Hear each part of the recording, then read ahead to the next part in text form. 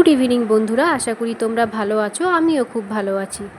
দুপুরে খাওয়া দাওয়ার পর একটু রেস্ট নিয়ে চলে এলাম আমি ঘরগুলো পরিষ্কার করতে। প্রথমে বিছানাগুলো একটু পরিষ্কার করে নিলাম, তারপর সব ঘরগুলো ঝাড় দিয়ে দিলাম। ঘরগুলো ঝাড় দেওয়ার পর উঠোনটাও একটু ঝাড় দিয়ে দিলাম। তারপর আমি চলে এলাম আমার খুব পছন্দের জায়গায়, ছাদে। বিকেলবেলায় আমার কোনো কাজ করতে ভালো লাগে না। আমার মনে হয় বিকেলে একটু ছাদে পায়চারি করি। আমি খুব ভালোবাসি বিকেলে পায়চারি করতে ছাদে।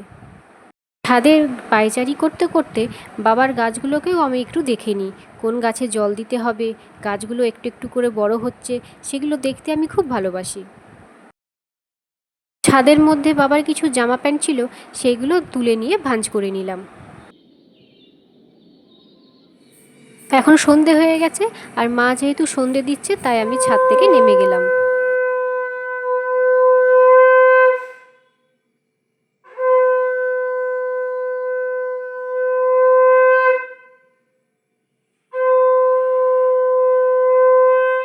সন্ধ্যের পর আমি এখন রেডি হয়ে নিচ্ছি, আমি যাব আজকে পার্লারে।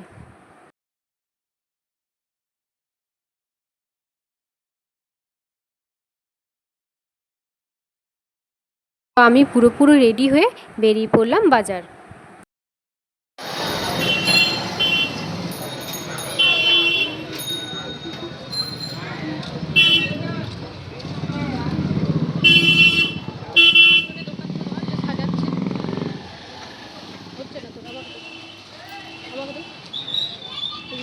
দেখো বন্ধুরা, রাস্তার সাইডে সাইডে কত দোকান বসছে। তারপর আমি চলে এলাম ব্লাউজের দোকানে। শাড়িটা সঙ্গে নিয়ে গেছিলাম, ম্যাচিং করে ব্লাউজটা কিনে নিচ্ছি। তারপর চলে এলাম জুতোর দোকানে, হাজব্যান্ডের জন্য জুতো কিনতে। হাজব্যান্ডের সঙ্গে বাজার বেরিয়েছি, আর কসমেটিক্সের দোকানে ঢুকবো না সেটা তো হয় না, তাই কসমেটিক্সের দোকানেও ঢুকে পড়লাম। তারপর চলে এলাম পার্লারে আমার আর মেয়ের হেয়ার কাট করতে। পার্লারে যেহেতু অনেক ভিড় ছিল, তাই বাইরে অনেকক্ষণ অপেক্ষা করতে হয়েছিল আমাদের। মেয়ের হেয়ার কাট হয়ে গেল, এরপর চলে এলাম আমি আর মেয়ে দুজনাই ডিপ ইউ করলাম। এসব বন্ধুরা আমার গলসিতে থাকো, তারা তো বুঝতেই পেরেছো আমি কোন পার্লারে এসেছি।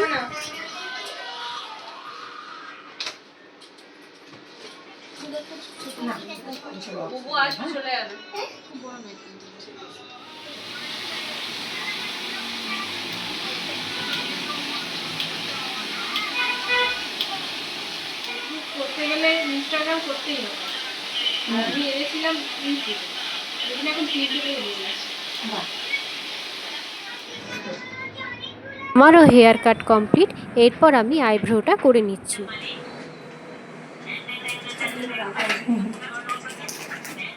বাজারের কাজ আমাদের মোটামুটি কমপ্লিট, এরপর আমরা বাড়ির দিকে রওনা দিলাম।